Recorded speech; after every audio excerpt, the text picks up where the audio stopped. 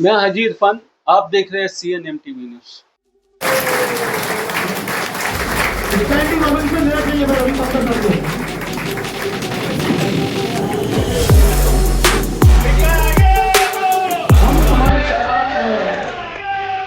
हम तुम्हारे साथ हैं।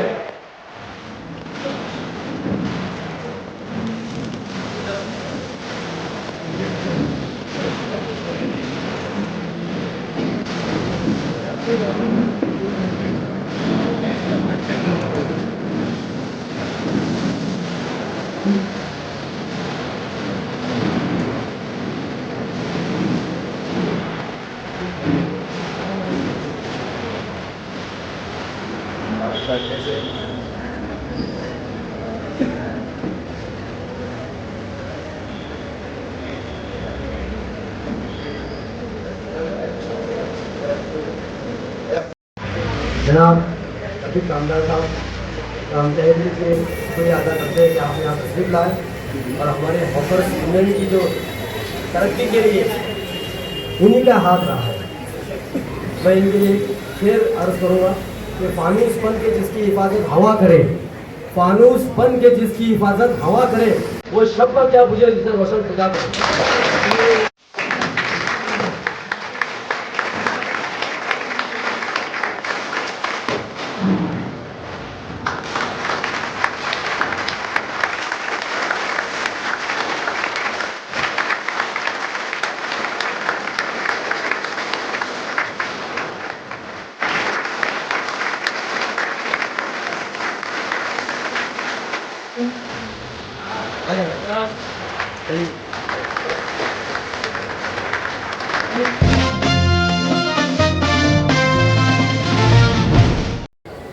गरीब नवाज हॉकर्स यूनियन, आप सब लोग बैठे आज ये यूनियन जो बनी, तो ये तमाम जो है इसका क्रेडिट जो है खास करके मैं बोलूंगा। देखिए, कानूनी तौर पर, प्रोसीजर के तौर पर वो सारा काम, वो सारे रास्ते मैंने जरूर दिखाए, लेकिन उसको अमली जामा पहनाने का काम हलीम भाई, वसीम भाई, हमारे कुछ हद तक इसरार भाई, जावेद भाई, ऐसे कई तमाम लोग हैं, बाकी तमाम आप साथी लोग हैं। 2019 में जब आप लोगों को वहां पर लगभग 2-3 साल का पीरियड था, बैठने नहीं दिया जा रहा था, बिल्कुल बैठने नहीं दिया जा रहा था, तो उसी वक्त मैंने हलीम भाई, वसीम भाई, इन तमाम लोगों से जब मेरी मीटिंग हुई थी, ये लोग मेरे पास आए थे इस मसले का हल क्या और कैसे किया जाए, तो इसके लिए मैंने कहा था कि देखिए, एक लकड़ी और 20 लकड़ी इकट्ठा होना फर्क पड़ता है। तो सबसे पहले क्या चाहिए? यूनिटी। और अक्सर आप लोगों ने देखा होगा, सुना होगा, जब भी हम लोग इस तरह से मिलते हैं, हमारी कोई मीटिंग होती है, हमारे बीच में बातचीत होती है, तो मैं आप तमाम लोगों को एक ही बात अक्सर समझाता हूं कि आप अपनी यूनिटी सबसे पहले कायम रखो। यूनिटी में आज ये पावर है कि आपका विधायक बोलता है कार्रवाई पीले पट्टे के बाहर, यह आपकी यूनिटी की जीत है।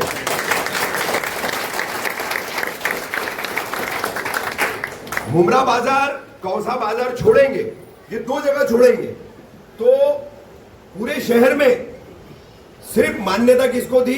गुलाब park. Rajiv Gandhi hawkers union उस मार्केट को चलाती है, सिर्फ उसको मान्यता थी। हमारे चौथे टर्म के आमदार विधायक जितेंद्र आवाड़ भी जो है, सिर्फ उसी को लीगल मार्केट कहते थे। टीएमसी भी उसी को मानती थी, है ना। अब 19 के बाद ही कोरोना भी आ गया, तो कोरोना में हमारे बहुत सारे लोग बढ़ गए, जिनके जॉब चले गए, जो बाहर मुंबई, ठाणे, कल्याण, नवी मुंबई, ऐसे कई अलग अलग इलाकों में जाते थे, छोटा मोटा धंधा कारोबार या फिर किसी जूते के शोरूम में, कपड़े के शोरूम में, बुटीक में, जहां कहीं भी सेल्समैन का जॉब है, उसकी अपनी नौकरी है, वो किया करते थे। लेकिन वो भी छूट गई। छोटा मोटा धंधा कर रहा आदमी, वो भी बंद हो गया। तो हमारे पास उस वक्त तादाद बढ़ गई थी अचानक, है ना अलीम भाई। लेकिन हमारे पास उस वक्त जब 2019 में इन लोगों ने विधायक जितेंद्र आवाड़ से बात करके तनवर नगर पंप की जगह ली थी मार्केट के लिए, और उसमें जब सब पूरी राजनीति की गई, वो हकरों को देने की बजाय जो मुस्तहिक थे, जो हकदार थे कि 1,500-2 हज़ार रुपए का खर्च है मंडप का और लाइट का, 2 हज़ार रुपए का, उतना दे करके एक हॉकर अपना मंडप जो है बनाता है, तो उसके एवज में अगर 15,000-20,000 का किराया कोई मांगे, इतने दिन का भाड़ा मांगे, तो फिर वो हॉकरों को दी गई सहूलियत तो मानी नहीं जा सकती ना। और हमारी लड़ाई का सबसे अहम मुद्दा क्या था? अब यहां जितने भी आप तमाम लोग बैठे, तमाम जितने भाई बुजुर्ग बहनें माएँ जो बैठी है, क्या कोई मुमरा के बाहर का है? क्या कोई मुमरा के बाहर का है? तो अब ये मुमरा का रहने वाला आदमी, ये मुमरा की रहने वाली खवातीन यहां रह करके अगर अपनी रोजी नहीं कमाएगा तो वो कहां जाएगा? सबसे पहला मुद्दा हमारा यही था। दूसरी सबसे बड़ी बात यह थी कि ये जो है आप लोगों को किसी भी तरीके से एक्सेप्ट करने तैयार नहीं थे। एज ए हॉकर्स आप वहां पर धंधा कर सकते हो। 2016 की रोड वाइडनिंग की कार्रवाई 2 बार हुई, साल की शुरुआत में हुई, फिर आखिर में हुई अक्टूबर नवंबर में कुछ। तो ऐसा आलम था कि आप कोई वहां दिखना ही नहीं चाहिए। थाने मनपा के जितने भी सहायक आयुक्त यहां आकर गए, जितने भी उपायुक्त यहां आए, और जो भी हॉकर्स के इशू पर बोलता है, तो सबसे पहले मैं वहां पर सभी को एक बात याद दिला देता हूं कि तनवर और नशेबन का जो पट्टा है, जहां पर हलीम भाई है, वसीम भाई है, तो ये पट्टे ने सबसे पहले हॉकर्स प्लाजा में जाकर के काम की, बैठने का काम किया, कारपोरेशन को पूरी तरीके से सहयोग किया। आप वो हॉकर्स प्लाजा जो है वो फ्लॉप हो गया, फेल हो गया। ग्राहक नहीं आ रहा है, ग्राहक नहीं आएगा तो कोई अपना माल लेकर महीनों तो वहां बैठ नहीं सकता। महीने 1.5 महीने में लोग जो है लौट करके आए।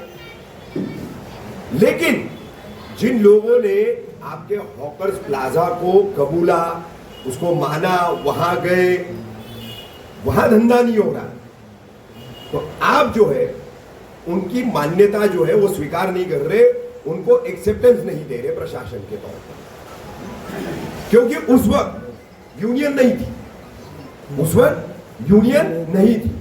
इसीलिए मैंने कहा यूनियन बनाओ, यूनियन बनाओ। और शुरू से मेरी पेशकश रही कि आप लोगों में से ही उसके तमाम पदाधिकारी होने चाहिए। कोई ऐसा नहीं कि भाई इधर का कोई बड़ा है, उधर का कोई बड़ा है, कोई पॉलिटिकल पार्टी से जुड़ा हुआ है तो उसके मातहत वो यूनियन चलाई जाए। तो वहां फिर आपका इस्तेमाल राजनीतिक तौर पर होता है।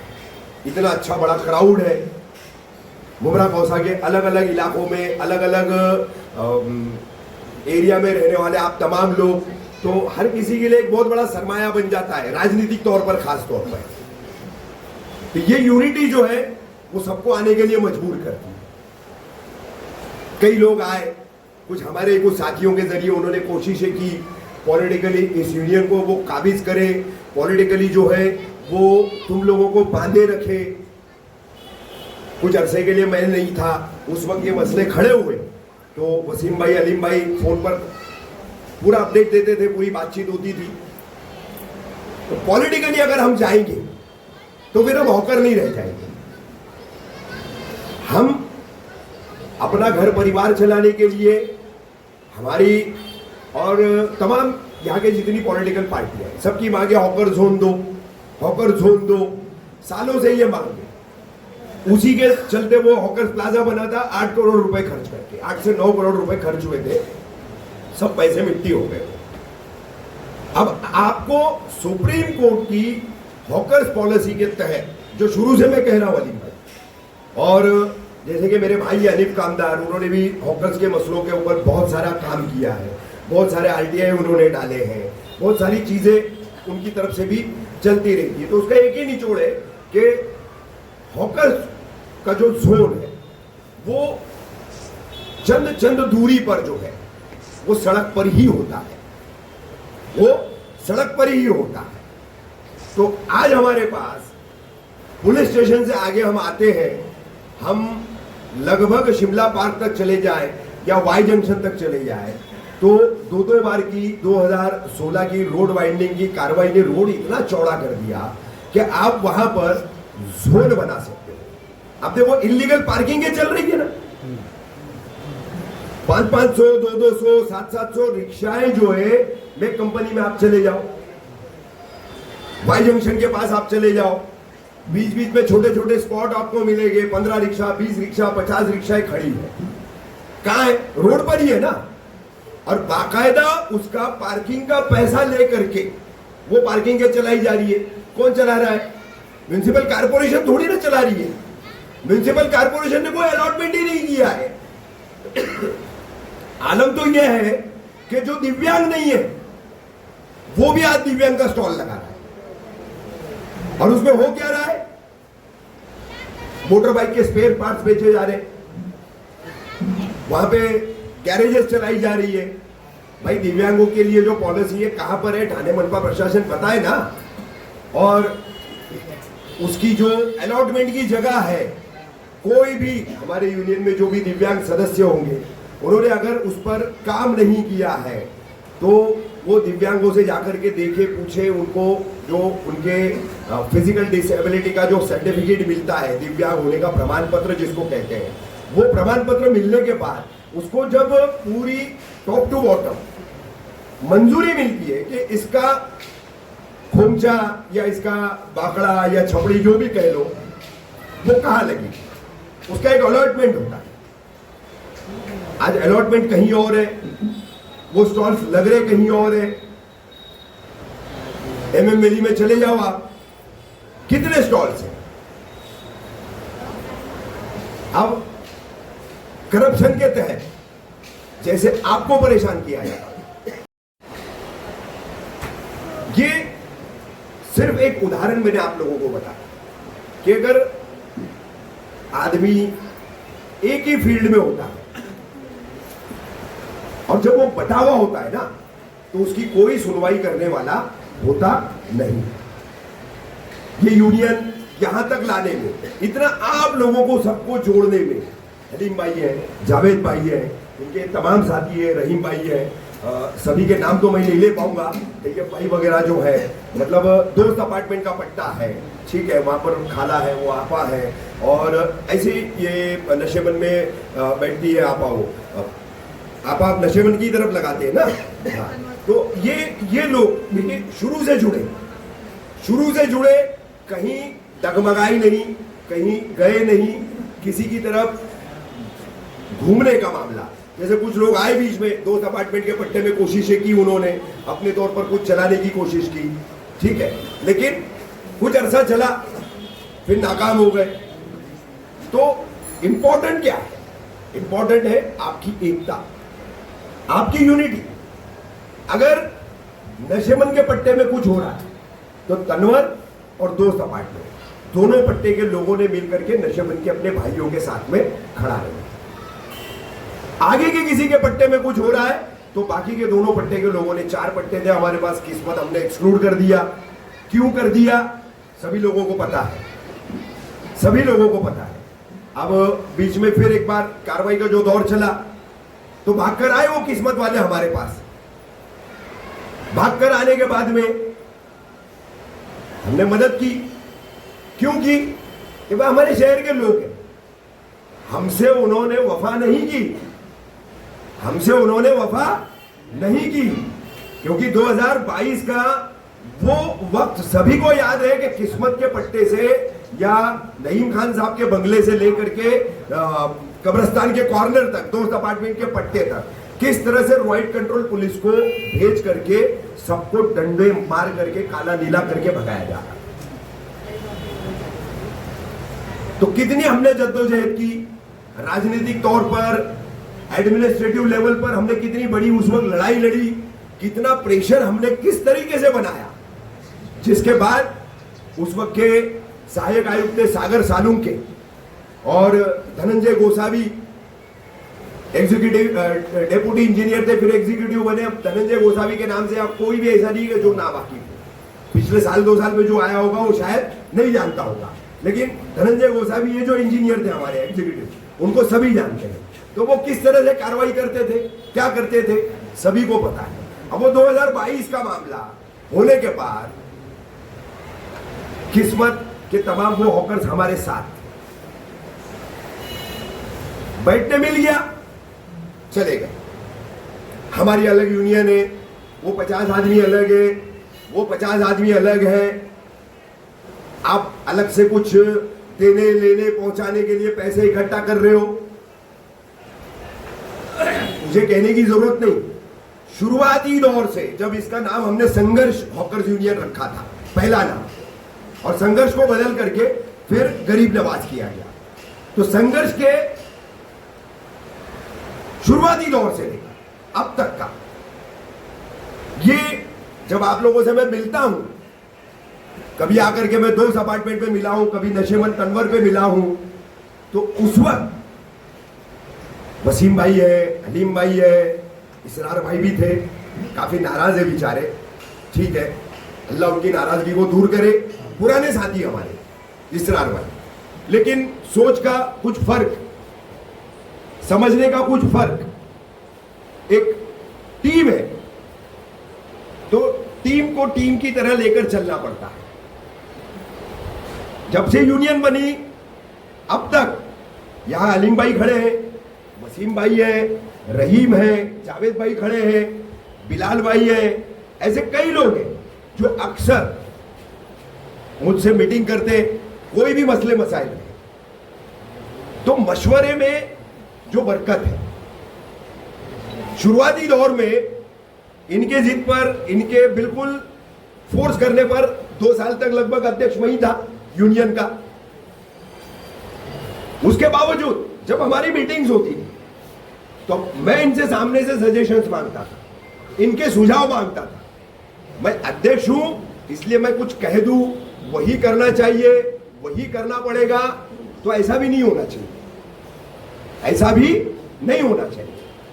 और मेरी हमेशा एक ही बात रही है, हलीम भाई है, वसीम भाई है, जावेद भाई है, तैयब भाई है, कई सारे पुराने लोग जो आते जाते हैं, रहीम भाई है, मैं अक्सर एक ही बात पे इनसे अड़ा हुआ था कि मेरे पास वक्त नहीं रहता इतना कि मैं बार बार आ सकूं, तो मैं साथ में हूं आप लोगों के, हर हाल में साथ में हूं।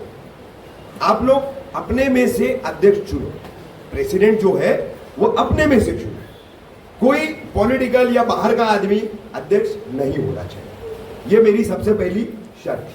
देखिए, एक हॉकर का दर्द कौन जान सकता है, दूसरा कोई जानेगा? अब हमारे साथ में हॉकर बोल करके हमारी बदकिस्मती क्या है कि शहर की ट्रैफिक जाम का ठीकरा हमारे सर हो रहा है ना। ट्रैफिक जाम हुआ नहीं तो चिल्लाना शुरू कर देंगे, फोटो वीडियो सब वायरल होना शुरू हो जाएंगे। हॉकर जिम्मेदार है, हॉकर जिम्मेदार है। अब ये सब्जेक्ट इतना बड़ा है ना मुमरा कौसा की लेवल पर ट्रैफिक जाम का, कि उस पर अगर 2 घंटा कंटिन्यूस में बोलूंगा तब भी कम पड़ेगा, क्योंकि ये मैटर ऑफ मेंटालिटी है। शहर का आदमी सबसे पहले इस शहर की ज्योग्राफी को समझे। ये एक सड़क पर बसा हुआ शहर है, इसको ईस्ट वेस्ट नहीं है, इसको इंटरकनेक्टिविटी बहुत है, लेकिन एग्जिट पॉइंट जो है ना बहुत कम है। अब ये एक ही रोड है, आप दत्तूवाड़ी से शुरू करेंगे, वाई जंक्शन तक चले जाएंगे या खरडी नाके तक चले जाएंगे, तो आपको इस रोड के अलावा बाहर निकलने की दूसरी कोई कनेक्टिविटी है क्या? तो फिर आपको उस सड़क का इस्तेमाल जो है, जो हमारा दीन भी सिखाता है, आका नबी करीम सल्लल्लाहु अलैहि वसल्लम और उनकी हदीसें भी सिखाती है कि हमको सड़क पर चलना कैसे है, हमको सड़क पर चलना कैसे है, गाड़ी लेकर के जाना कैसे है। अब शहर का शहरी रॉन्ग मारना छोड़ेगा नहीं। 2 व्हीलर, 3 व्हीलर, 4 व्हीलर, पढ़े लिखे लोग, दीनदार लोग, मतलब बाकायदा 5 वक्त का नमाजी बंदा भी ट्रिपल सीट बिठाएगा, चौपल सीट बिठाएगा और रॉन्ग मारेगा। क्योंकि हमको, हमारी सोच कैसी है, इनफरादी तौर पर, इंडिविजुअली हम हर कोई, मैं मेरे समेत बोल रहा हूं कि मुझको पूरे शहर में सुधार चाहिए, लेकिन खुद में नहीं चाहिए। जब तक मैं खुद में सुधार नहीं लाऊंगा मैं रॉन्ग चलना छोड़ूंगा नहीं, मैं गलत पार्किंग करना छोड़ूंगा नहीं, मैं किसी को तकलीफ, अरे हमारा दीन कहता है रास्ते का पत्थर उठा करके एक तरफ रखो ताकि उससे किसी को तकलीफ ना पहुंचे, ताकि उससे किसी को ठोकर न लगे। ये हमारा दीन कहता है, ये हमारी किताब, हमारा कुरान कहता है, हमारे आका नबी करीम सल्लल्लाहु अलैहि वसल्लम हमको फरमाते हैं। और हम क्या करते हैं, हम हर्डल बनते हैं और फिर हम एक दूसरे पे ठीकरा फोड़ते हैं। फिर हमारी एक रिक्शा पकड़ने की आदत है मुमरा कौसा वालों की, बीच रोड पर हमको रिक्शा चाहिए। प्रेग्नेंट औरतों को मैंने देखा है, बात किया हूं, कम उम्र की है, बोला बेटा ये तुम अपनी जान का खिलवाड़ कर रही हो, बीच रोड पर रिक्शा में बैठ रही हो, अगर चलती गाड़ी आ गई तुमको टक्कर मार दी, तुम दो जान से हो, क्या होगा? अपनी जान की परवाह नहीं, बीच रोड पर रिक्शा खड़ी करके उतरना है। अगर वो रिक्शा वाला बाईं तरफ ले लिया तो उसने गाली खाना पक्का है, क्योंकि हमारा तो शहर पटेलों का है ना, पटेलों का शहर है। हर कदम पर, हर गली, हर नुक्कड़ पर एक पटेल मौजूद है। और फिर माफ करना, हमको सोचना पड़ेगा, अगर बात करेंगे दीनियत की, बात करेंगे कौमियत की, तो फिर सोचो कि हम मुसलमान कितने हैं और मियां भाई कितने। तो बहरहाल ट्रैफिक का जो ठीकरा हमारे सर पर फूटता है, कितना जद्दोजहद करके हमने अपने लिए वो पीला पट्टा जो है वो उसकी हद एक मंजूर करवाई। अब पीले पट्टे के बाहर जो बैठ रहे, अक्सर वो कहते आप लोगों की जिम्मेदारी है, आप उनको बैठने मत दो। भाई पीले पट्टे तक आपने हमको टेम्पररी अलॉटमेंट किया है, मैं फिर दोहराऊंगा, टेम्पररी, यानी कि वहां पर आपने हमको कोई ऑफिशियल हॉकर जोन बनाकर नहीं दिया, हम टेम्पररी बैठे। जैसे गुलाब पार्क टेम्पररी है, वैसे बाकी के पीले पट्टे भी। अगर आप ऑफिशियल हमको बता दो कि फला जगह ये लीगल है, हमने इनको परमानेंट बिठाया है एकदम, तो फिर हम आगे आपसे बात करेंगे, फिर वो लड़ाई शुरू होगी। अब बाहर तमाम धंधे वालों को मैं एक बात यहां कहना चाहूंगा, देखिए अल्लाह आपके नसीब की रोजी आपको देता है, जितना अल्लाह ने लिखा है, तय किया है, वही मिलेगा, है ना। तो ये लालच मत रखो कि हम पीले पट्टे में बैठे हैं तो हम आगे भी धंधा लगाएं, हम आगे भी धंधा लगाएं। बिल्कुल इस बात पर है ना, खुद पे कंट्रोल करो, खुद पर रोक लगाओ इस पर कि हमारा पीला पट्टा है, हम अंदर बैठे हैं, तो अब हमको आगे की जगह खाली है, फायदा उठाना है, तो हम पीले पट्टे के बाहर लगा रहे, फिर वो सीधे चला जा रहा है सफेद पट्टे तक मामला। तो ये खुद पर सबसे पहले रोक लगा। अब पिछली बार प्रभाग समिति की मीटिंग आप लोगों ने देखी होगी, खबरें वबरें आई उसके ऊपर बहुत सारी, तो वहां पर भी कार्रवाई की जो बात हुई वो पीले पट्टे के बाहर, कि पीले पट्टे पर के बाहर जो लोग बैठते हैं, जो ऑफिस लगाते हैं पूरा, उन पर आपको कार्रवाई करनी। ये हमारी जिम्मेदारी पहले भी नहीं थी, आज भी नहीं है, आगे भी नहीं रहेगी, कि पीले पट्टे के बाहर बैठने वालों को कौन निपटेगा, तो उनको थाने मनपा प्रशासन मुमरा प्रभाग समिति कार्यालय ही निपटेगा, उनका अतिक्रमण निष्कासन विभाग ही निपटेगा। ये हमारी जिम्मेदारी नहीं है, लेकिन आपको सहयोग की जरूरत है, आपको कोऑपरेशन चाहिए, जितना हमसे हो सकता है उतना कोऑपरेशन, उतना आपको जो है सहयोग हम करेंगे, लेकिन आप अपनी जिम्मेदारी हम पर थोप देंगे। मैं विधायक जितेंद्र आवाड, जितने भी पूर्व नगर सेवक हैं, अभी हमारे यहाँ के मुमरा प्रभाग समिति के AMC assistant municipal commissioner Ganesh Chaudhari 2-2.5 महीना हुआ है उनको नए आए हैं, और जोन के जो हमारे नए डीएमसी है सचिन साहब, इन सबको एक ही बात कहूंगा कि पीले पट्टे के बाहर बैठने वाला कोई भी धंधे वाला हॉकर, वो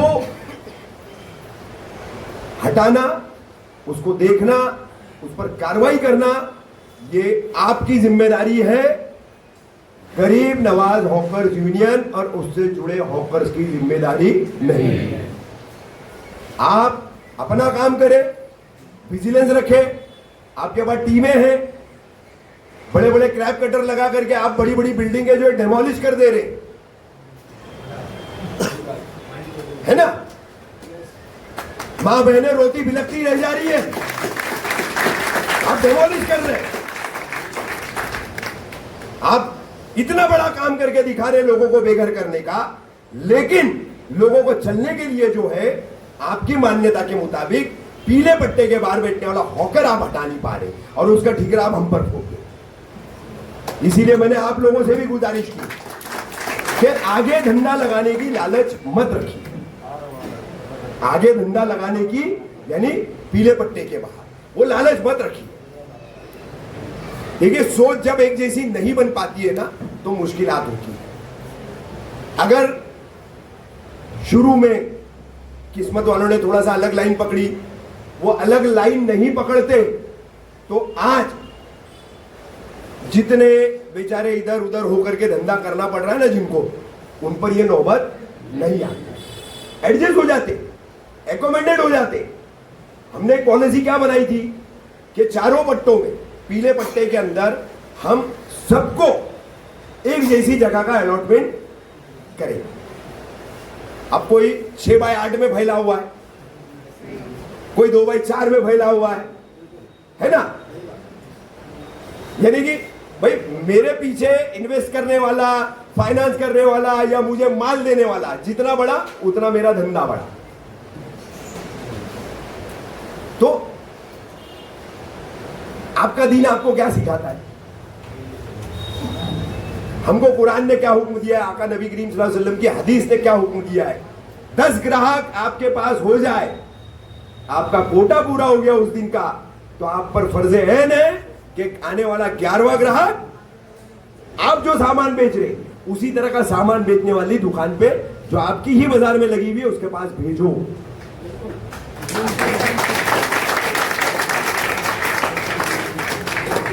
ये हदीस हम में क्या पैदा करती है? एकता, यूनिटी, एक दूसरे की फिक्र, एक दूसरे के फैमिली की फिक्र, एक दूसरे के परिवार की फिक्र। आका नबी करीम सल्लल्लाहु अलैहि वसल्लम की यह हदीस हम में वो जज्बा पैदा करती है। लेकिन हम अपने फायदे में, अपनी खुदगर्जी में सब कुछ मुझे ही लपेटना है, सब कुछ मुझे ही लेना है। क्या ले जाओगे यार? माँ पेट नंगा पैदा होते, कफन और मसाला जो लग के जाता है ना, खुशबू लग के, वो बोनस है। बाकी क्या ले जाएंगे? कोई चीज नहीं ले जा पाएंगे। कम से कम हम अपने साथियों के लिए, अपने भाइयों के लिए एक अच्छी साफ सुथरी सोच तो रख सकते हैं। और वो साफ सुथरी सोच नहीं रखोगे तो ये एका कायम नहीं रहेगा। ज्यादा कमाना, ज्यादा मुझे कमाना है, ज्यादा मुझे कमाना है। जितनी जिम्मेदारी है आपकी, परिवार का खर्च चलाना है, बच्चों का एजुकेशन है, बीमारियां हैं, 100 तरह के खर्च होते हैं। हर एक फैमिली के पीछे, उसको चलाने वाले के पीछे 100 तरह के खर्च होते हैं। लेकिन जब हमारा यकीन है कि रोजी का देने वाला वो रज़्ज़ाक है, तो इस तरह के लालच का मतलब क्या? मत करो। न पीले पट्टे के आगे सफेद पट्टे तक खुद धंधे लगाओ। जो लगाएंगे उन पे प्रशासन कार्रवाई करेगा। पिछले एएमसी थे तो अलीम भाई, वसीम भाई, ये तमाम जाकर के उससे बराबर राब्ते में थे। अब ये गणेश चौधरी से भी मुलाकात हुई है ना आप लोगों की, तो उससे भी मिले हैं। तो ये देखो 2-3 लोग हैं। अब ये कौन है? आप जैसे हॉकर जी है ना, लेकिन आप लोगों के पीछे वक्त है। यहां से लेकर के आपके तमाम हॉकर्स के फॉर्म भरवाना, उसका बायोमेट्रिक करवाना, जिनका बायोमेट्रिक अभी तक नहीं किया गया, रुका करके रखा गया था, उन लोगों के लिए जद्दोजहद करना। तो ये आप लोगों को जो है इतना सारा काम करके दे रहे, तो थोड़ा सा एक नजरिया ये भी रखिए कि हमारे जैसे ही हॉकर्स है, अलीम भाई जो हमारे अध्यक्ष बने, हमारे जैसे हॉकर्स ही है, वसीम भाई, जावेद भाई, इनके बाकी के तमाम साथी, बिलाल भाई है, रहीम भाई है, ये तमाम लोग, इनके भी धंधे, लेकिन टाइम निकाल करके थाने कारपोरेशन 5 पाखाड़ी हेड ऑफिस जाना, मुब्रा प्रभाग समिति कार्यालय जाना, जहां जरूरत पड़े, कोर्ट की जरूरत है, बीच में यूनियन के रजिस्ट्रेशन के लिए तो लगातार दौड़ना पड़ रहा था। तो सब जगह वो जाते हैं, अपना धंधा छोड़ना पड़ता है ना उनको, या किसी के सुपुर्द करना पड़ता है। कभी घर में कोई अवेलेबल नहीं है, कोई भाई नहीं है कि आज बैठ नहीं सकता है, तो नुकसानात वो लोग भी उठाते, नुकसानात जाती तौर पर वो लोग भी उठाते, लेकिन कभी वो लोग आपसे शिकायत करते हैं क्या? नहीं करते। तो आप लोग भी जो है इस तरीके से ऐसी सोच को लेकर के चलो कि आप में देखिए डिफरेंसेस ऑफ ओपिनियन होना चाहिए।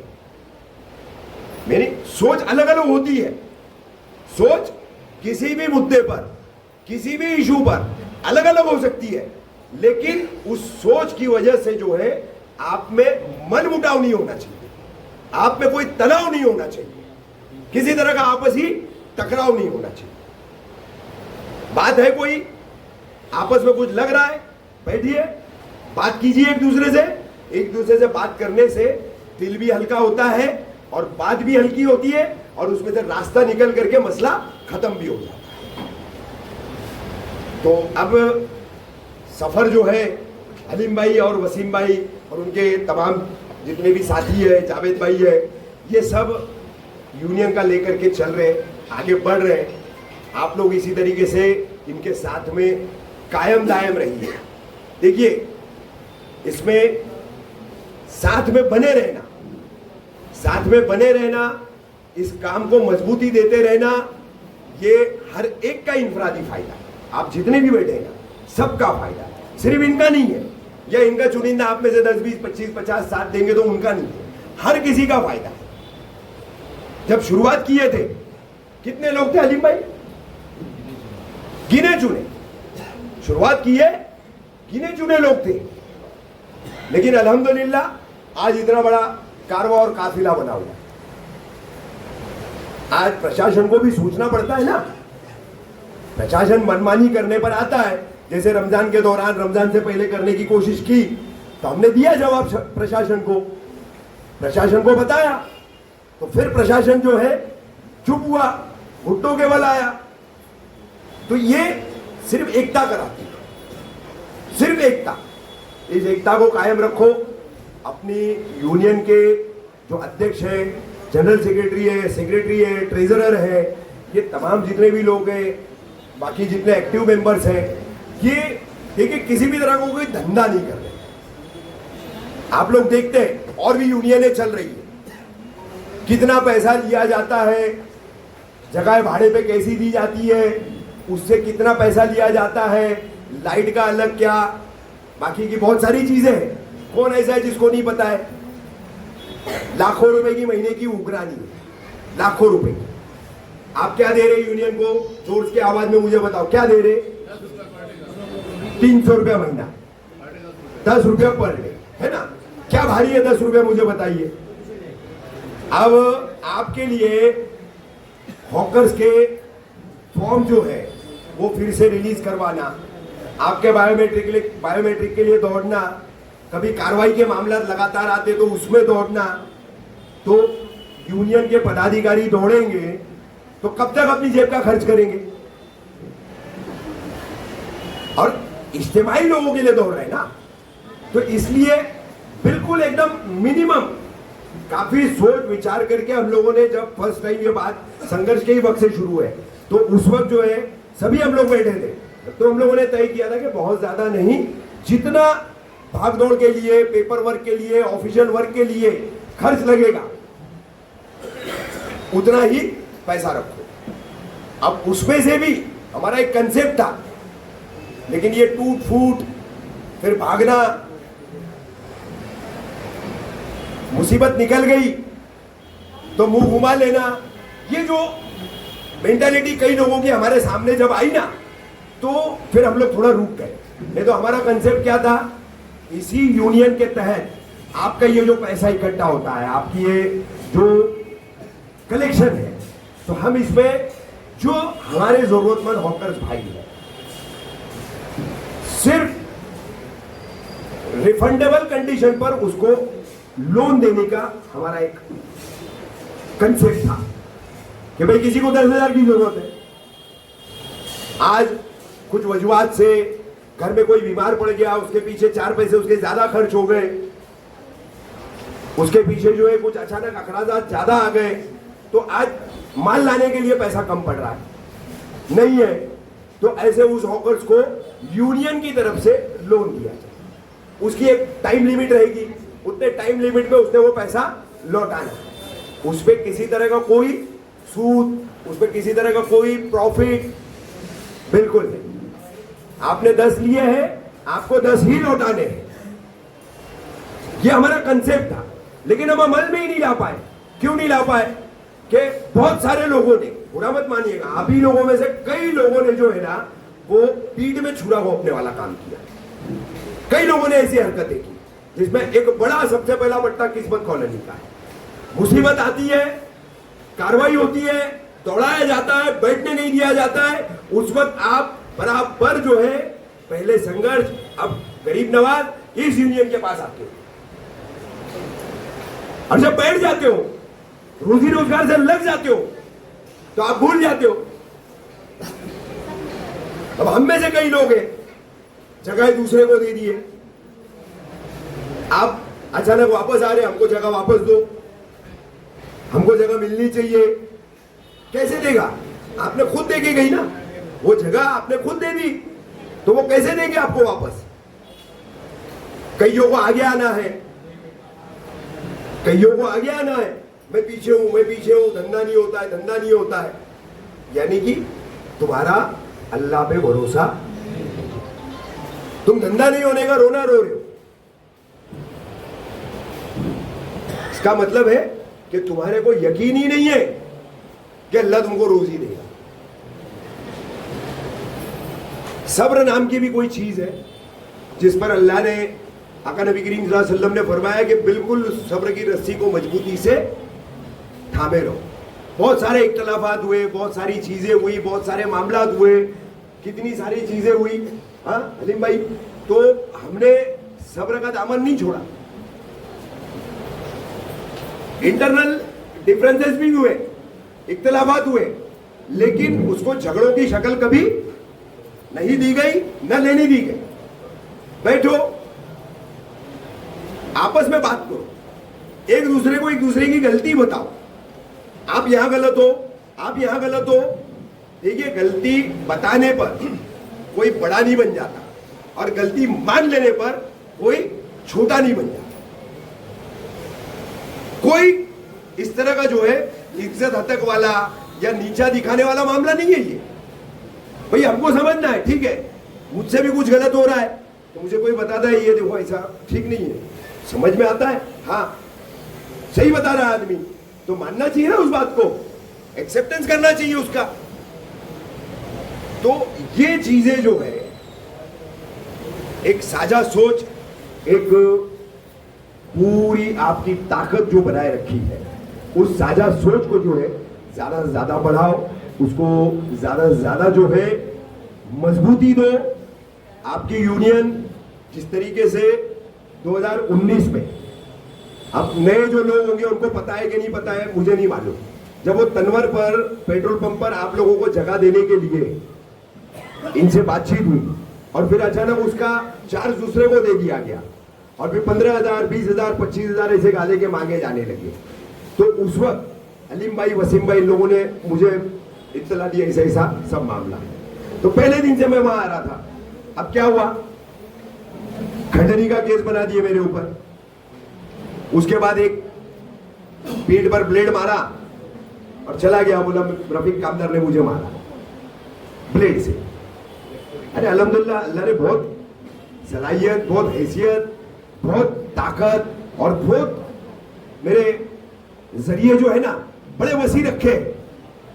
बड़ी बात से तौबा, इस्तेमाल करने पर आऊं तो बहुत कुछ साफ कर सकता हूं, बहुत कुछ, लेकिन कभी उन रास्तों पर चलने का सोचा नहीं, क्योंकि ये झगड़ा कोई मेरा जाति झगड़ा नहीं है। मेरा कहना इतना ही है, मेरे शहर के लोग हैं या हमारे शहर के लोग हैं, इनका हक बनता है ये कहीं कल्याण, मुलुंड, घाटकोपर, विक्रोली, भिवंडी जाकर के धंधा नहीं कर सकते, ये यही धंधा करेंगे। अब हॉकर जोन बना के नहीं दे पा रहे हो, ये आपकी कमी है, आपकी गलती है, इसलिए आज उनको वहां बैठना पड़ रहा है। अब आपने टेम्पररी हमको पीला पट्टा अलॉट किया है, तो आप जल्द से जल्द जो है जोन बनाने की तैयारी करें, उसका इंप्लीमेंटेशन करें, क्योंकि मैंने जैसे बताया पुलिस स्टेशन से लेके वाई जंक्शन तक हम अगर देखेंगे, अब शमशाद नगर के बाद देखिए कितना बड़ा डीप पट्टा है, उसके सामने तबेले के पास देखिए कितना बड़ा डीप पट्टा है, जैसा हमारा 2 अपार्टमेंट का डीप पट्टा है, ऐसे कई जगह है, कई जगह है। आप ऑफिशियली वहां पर पार्ट में हॉकर जोन दे सकते हैं, लेकिन मसला क्या है, देने की नीयत नहीं। अभी देखो वो चौपाटी बनी रेती बंदर पे, पिछले हफ्ते मेरे को खुलासा हुआ, मैं चौंक गया एकदम, यानी कि लगभग 500-600 करोड़ रुपए बजट की वो चौपाटी बन रही है, जो बेहयाई और बेशर्मी का अड्डा बनते जा रही है। क्या हो रहा है वहां? फैमिली जा सकती है क्या? जा ही नहीं सकती। कोई बाल बच्चेदार आदमी, कोई औरत अपने बच्चों को लेके, अपनी बेटियों को लेके जा ही नहीं सकती। बहरहाल अब वो चौपाटी में जो पूरा 3.5 किलोमीटर का पट्टा था, उसमें से 1 किलोमीटर एक्सक्लूड कर दिए, छोड़ दिए, तो वो छोड़ दिए, बोले वो उनकी जमीनें थी ना, ये थी ना, वो थी ना, ऐसा करके छोड़ दिए। तो मैंने ऑफिसर को पूछा ऑफिशियल ऑर्डर बताओ, संजीव जायसवाल के टाइप का, जिसने रोड वाइंडिंग करके सारे हॉकर्स बिल्कुल साफ करने की एकदम यहां पर मुहिम चलाई थी। तो बोले नहीं ऑफिशियल ऑर्डर नहीं, वो जाओगे आप तो अब वहां पर वो बाहर लगी हुई गाड़ियां छोड़ दीजिए, फूड कार्ट जितने लग रहे हैं ना, हाथ गाड़ी है या वैन वगैरह में खाने पीने की चीजों का धंधा वहां जो लग रहा है, जो बाहर की छपड़ियां वो नहीं, वॉल के अंदर आप देखो इंडियन स्ट्रीट फूड, फिर इसका कंटेनर, उसका कंटेनर, इसका ऑफिस, उसका ऑफिस, तो भाई चौपाटी बन रही है या क्या बन रहा है? तो करप्शन इनको हर जगह करना है, और इसी करप्शन के तहत ये आपके हॉकर जोन पर पिछले 20 साल से काम नहीं कर पाए। तैयारी रखिए, अब बारिश जैसी खत्म होगी तो अलीम भाई है, वसीम भाई है, जावेद भाई है, तैयब भाई है, और रहीम भाई वगैरह जितनी भी अपनी पूरी टीम है, इंशाल्लाह बारिश के बाद हम DMC, encroachment demolition, zone DMC और कमिश्नर और फिर एमएलए जितेंद्र आव्हाड, ये 4 लोगों से हम लोगों को इतनी ही तादाद में जाकर के मिलना है, और मिल करके हमारे यूनियन के लेटरहेड पे हम मांग करेंगे कि भाई जल्द से जल्द आप हॉकर जोन बनाने की प्रक्रिया शुरू करो। ये हमेशा का झंझट, आज कोई साल 2 साल की तो बात नहीं है ना, आज लगभग हम कम से कम पकड़े तो 15 से 20 साल का अरसा तो है, 15 से 20 साल है ज्यादा, लेकिन चलिए हम कम पकड़ते, 2015 से भी पकड़े हम तो आज 10 साल हो गए, 2010 से पकड़ते 15 साल हो गए। आप हॉकर जोन दे ही नहीं पा रहे हो साहब। जब आप हॉकर जोन दे नहीं पा रहे हो तो हमारे जिस हॉकर भाई के पास 900 रुपए की पावती है, 100 रुपए के फॉर्म की पावती है, तो कानून बोलता है आप उस पर कार्रवाई नहीं कर सकते।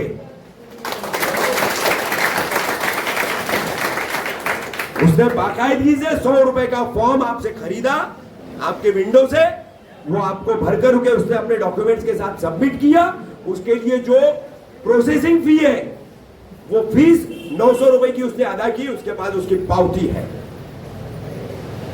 अब 900 रुपए की पावती देने के बाद आपने लीगल हॉकर्स उसको बनाने के बाद, डिक्लेयर करने के बाद, लगभग कितने हॉकर्स की लिस्ट है वो हनीम भाई जो आप लाए? नहीं, ऑल ओवर थाने मनपा 6-7 हजार, कुछ 7 हजार के करीब है ना, कुछ 7 हजार के करीब कुछ है पूरे 9 प्रभाग समितियों की। अब हमारे मुमरा में कितने बता रहे वो? 89। अब 89 तो हमारे अकेले एक दोस्त अपार्टमेंट के पट्टे में आ जाते हैं। हाँ, तो आगे तनवर है, नशेमन है, किस्मत है, फिर गुलाब पार्क है, फिर अब तो मित्तल गेट तक आ गया है सब मामला। भाई ठीक है, देखो जरूरत है, आदमी को कहीं नहीं मिलता है जहां दिखेगा कि मैं यहाँ खड़ा हो सकता हूँ, मेरा माल बेच सकता हूँ, मेरे बाल बच्चों के लिए 2 रोटी यहाँ कमा सकता हूँ, तो वो करता है। अब वो बट्टे में तो आप देखो कितने मतलब ऐसे लोग बैठे हैं बेचारे कि मतलब वो चुनी पुरानी चीजें भी वो लोग बेच रहे हैं। ठीक है, ये काम अब हमको करना है कि बारिश जैसा ही खत्म होती है, अगस्त महीना ये जाता है, तो हम सितंबर में पूरी तरह से हॉकर जोन 2 का हल्ला बोल करेंगे।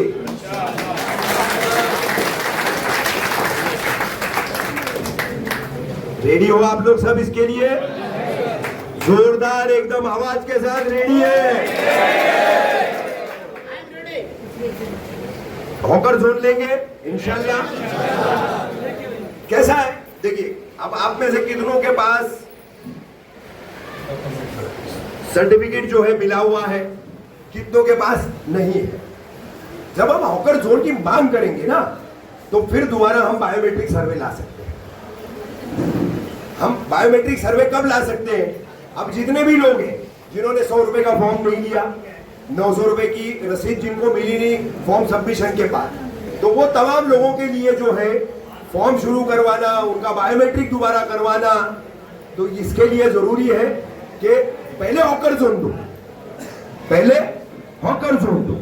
अब कुछ बोला जाता है, जैसे पाम रिवेरिया का प्रोजेक्ट है, वो एकोमेंडेड रिजर्वेशन के साथ है, एआर पॉलिसी उसको बोलते हैं, डेवलपमेंट कंट्रोल रूल के तहत, डीसीआर के तहत वो पॉलिसी रहती है। तो वहां पर एक मार्केट बनेगा, तो वो मार्केट जो है ना, वो हॉकर जोन नहीं है, ये मैं अभी साफ कर देता हूं आप लोगों को, वो मंडई है, मंडई। आपने क्रॉफर्ड मार्केट की मंडई देखी है? क्रॉफर्ड मार्केट, या आप मुंबई में अलग अलग सबब में गए होंगे, तो एक सब्जी, मसाला, मच्छी, चिकन, हर चीज जो है एक ही जगह पर बना करके उधर, जैसे थाने में आप चले जाओगे गांव देवी मंडई में, जामली नाका पर आप चले जाओ वहां पर एक मंडई है।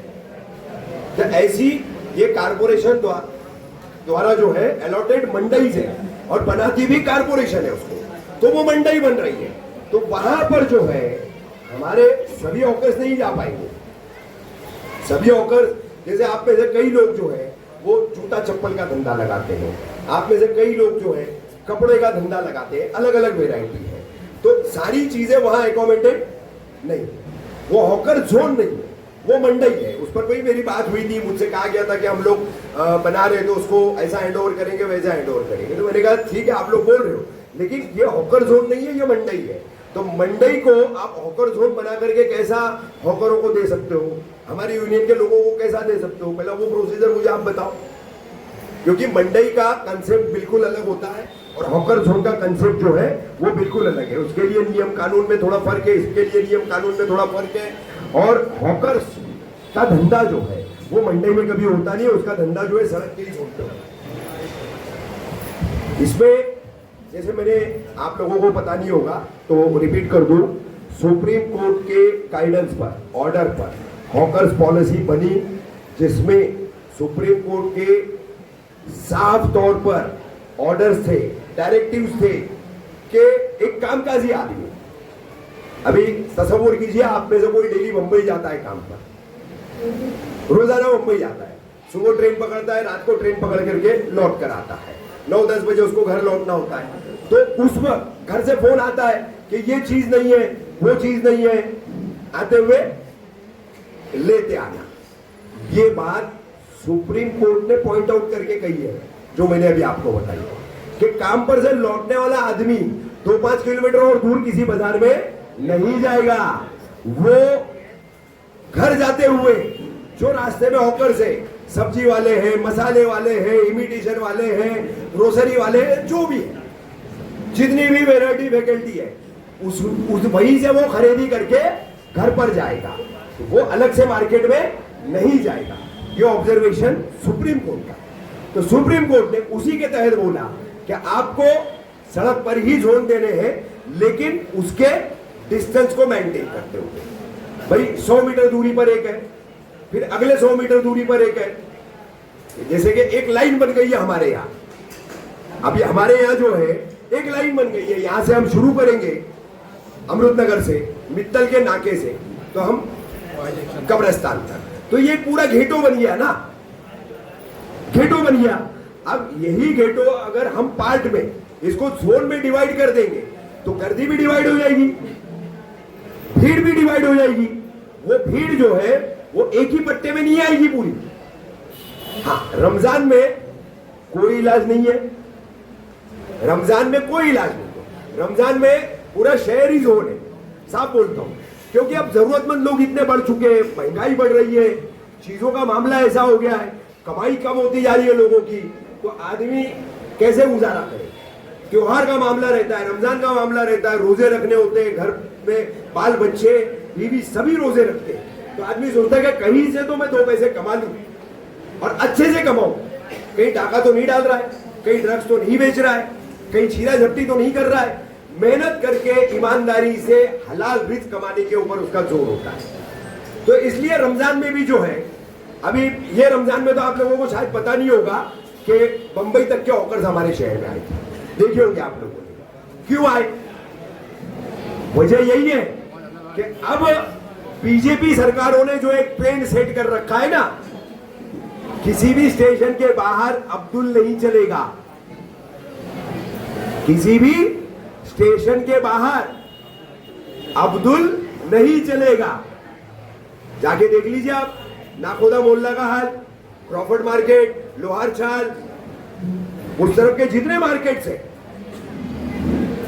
बैठने नहीं दे रही है बीएमसी, बीएमसी बैठने नहीं दे रही है, धंधा करने नहीं दे रही है। तो रमजान में हमारे पास ऐसे बहुत सारे हॉकर्स आए, दीवा के हॉकर्स आए, दीवा के हॉकर्स।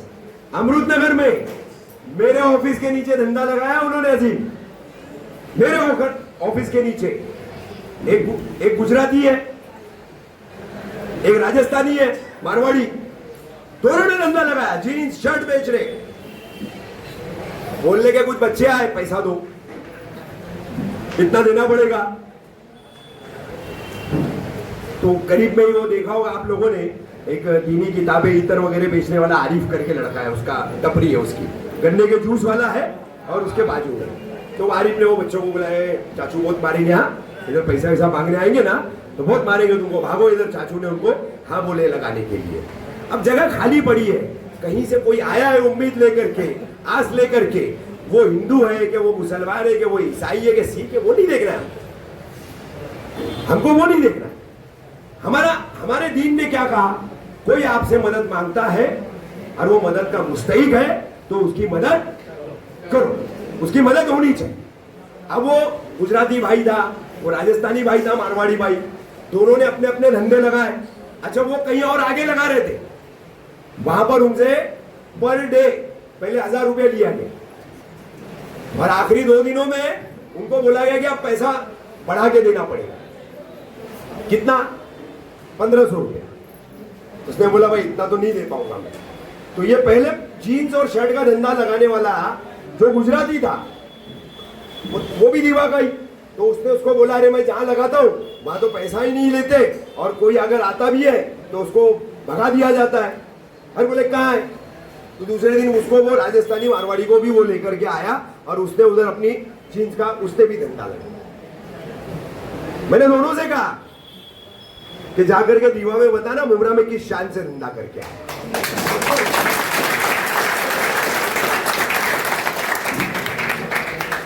मुसलमानों का गढ़ बोलते हो तुम मुमरा को, हाँ, और बहुत हिकारत की, बहुत गलत तरीके से, बहुत नेगेटिव और ग्रे शेड्स रख करके हमारे शहर को, यहाँ बसने वाले तमाम मुसलमानों को तुम पेश करते हो। उन्हीं की आबादी में जाकर के हम कितनी शान से धंधा करके आए ये दीवा में बताना जरूर। और तुमसे किसी ने यहाँ किराया भाड़ा लिया? बिल्कुल नहीं। तो रमजान जो है, कहने का मतलब ये था कि इस रमजान में मैंने जो ऑब्जर्वेशन किया तो बंबई के बहुत सारे हॉकर्स आए। क्यों आए? आज मजबूरी है उनकी, बहुत सी जगह मुंबई में उनको, मुंबई में जो है वहां धंधा करने नहीं दिया जा रहा है। बिल्कुल जो एक पूरे देश में मुसलमानों के खिलाफ एक नैरेटिव सेट करके, एक परसेप्शन सेट करके, जिस तरह से मुसलमानों को गलत ठहराने की, गलत बताने की जो एक मुहिम से चला रखी है रूलिंग पार्टी ने, उससे जुड़े हुए जितने राइट विंगर ऑर्गेनाइजेशन है, इन सभी ने, तो ये चीजें जो है आज तुम्हारा रोजगार सिकुड़ भी रही है। इस बात को भी ध्यान में रखो। रमजान में कहा कि आपके भाई लोग आए, एक इंसानी भाई भी है, और जितने भी आपके कलमा वो भाई आए होंगे वो दीनी भाई मुंबई से आए। अब ये सोच रखो कि हमारे शहर में हम धंधा कर रहे हैं, तो हमारे जैसे और जितने भी हैं उन सभी को भी बिल्कुल किसी को तकलीफ दिए बगैर, ट्रैफिक को जो है अड़चन किए बगैर, किसी तरह का कोई इशू क्रिएट किए बगैर हम सभी को जो है साथ में लेकर कैसे चल सकते हैं। हम सभी का नहीं कर सकते, 100% नहीं कर पाएंगे। वो सिर्फ करने का काम अल्लाह की जात का है। किसी में भी इतनी ताकत नहीं है कि इनफरादी तौर पर एक रफीक कामदार 10,000 का भला कर देगा, 5,000 का भला कर देगा, नहीं। ये सिर्फ सुई के नोक बराबर या नाखून बराबर की कोशिश होती है, और इसी कोशिश को फिर सबको मिलकर के आगे बढ़ाना होता है। और उसी तरीके से हलीम भाई, वसीम भाई, जावेद भाई, तमाम बाकी रहीम भाई और ये तमाम लोग जो है, इन लोगों ने आपको जोड़ने का काम किया। इस एका को कायम रखो। आगे वक्त और करवटें लेगा, वक्त आगे और करवटें लेगा। अभी बता दूं, जैसे मैंने बोला 25 बिल्डिंगें टूटी, कितनी, और उसी पट्टे में फिलहाल 100 बिल्डिंग का और नंबर है। 100 बिल्डिंगें। कहां जाएंगे लोग कहां जाएंगे? ये बात ध्यान में रखो कि घुमरा कौसा हो या शील हो, वहां का इलीगल कंस्ट्रक्शन थाने म्युनिसिपल कॉर्पोरेशन को दिखता है कब? बन जाने के बाद। आदमी परिवार रहने के लिए आ गया उसके बाद, क्योंकि जब बन रहा है तब तक जो है हरि हरे गांधी बापू की झालर जो है आंखों पे चढ़ी हुई है, तो उस झालर के पार कुछ दिखता ही नहीं है। अब वो झालर हाईकोर्ट ने उतारी है तो तुमको देखना चाहिए ना, फिर आंखें खोल करके। अब मैं यहां देख रहा हूं तो मैं पूरे हॉल में देखूंगा, तमाम लोग बैठे हुए लोगों को देखूंगा। ऐसा नहीं कि मैं सिर्फ यहां 4 लोगों को देख रहा हूं या वहां 4 मेरी बहनों को देख रहा हूं, ऐसा नहीं है ना। तुम देख रहे हो तो फिर थाने सिटी का पूरा इलीगल कंस्ट्रक्शन, कलवा प्रभाग समिति का, जिस दीवा प्रभाग समिति में आपने शील पट्टे में 25 बिल्डिंगें अभी तक गिराई, तो उसी दीवा प्रभाग समिति में जो 27 नंबर वार्ड है, 28 नंबर वार्ड है, 29 का अलग है पार्ट, उसके इलीगल कंस्ट्रक्शन का क्या हाईकोर्ट का आदेश उनके लिए नहीं है? सभी के लिए 9 के 9 प्रभाग समितियां बोली है हाईकोर्ट ने, लेकिन तोड़ा जाएगा सिर्फ दीवा के मुस्लिम पट्टे में और मुमरा कौसा के मुस्लिम पट्टे में। जैसे मैंने बताया स्टेशन के बाहर अब अब्दुल नहीं चलेगा, अब्दुल नहीं चाहिए, ये नारा देके नीतीश राणे जैसे मंत्री संविधान की शपथ खाके बोले, संविधान की कस्में खाई है और इस तरह की बातें कर रहे हैं। तो ये जो ट्रेंड सेट लोगों में हो चुका है ना, बिल्कुल एकदम पोलराइजेशन की पॉलिटिक्स का शिकार होते हुए हमारा तमाम हिंदू भाइयों का जो समाज इसकी जकड़ में आ गया है, तो वो इतना घातक बन गया है कि सालों पुराने, बरसों पुराने संबंध भी लोगों के खराब हो गए। तो इसीलिए बोला करवट और आएगी, हालात और बदलेंगे। तो आप लोग जो है ये तमाम चीजों को ध्यान में रखिए। आखिर में इतना ही बोलूंगा, हलीम भाई है, वसीम भाई है, जावेद भाई है, रहीम भाई है, तैयब भाई है, ये तमाम जितने आपके सरकर्दा लोग हैं, इनसे रोजाना राब्ता रखो और आज तक जितना इनका साथ देते आए आगे भी उसी तरह से इनका साथ दो और अपनी एकता को कायम रखो। अल्लाह।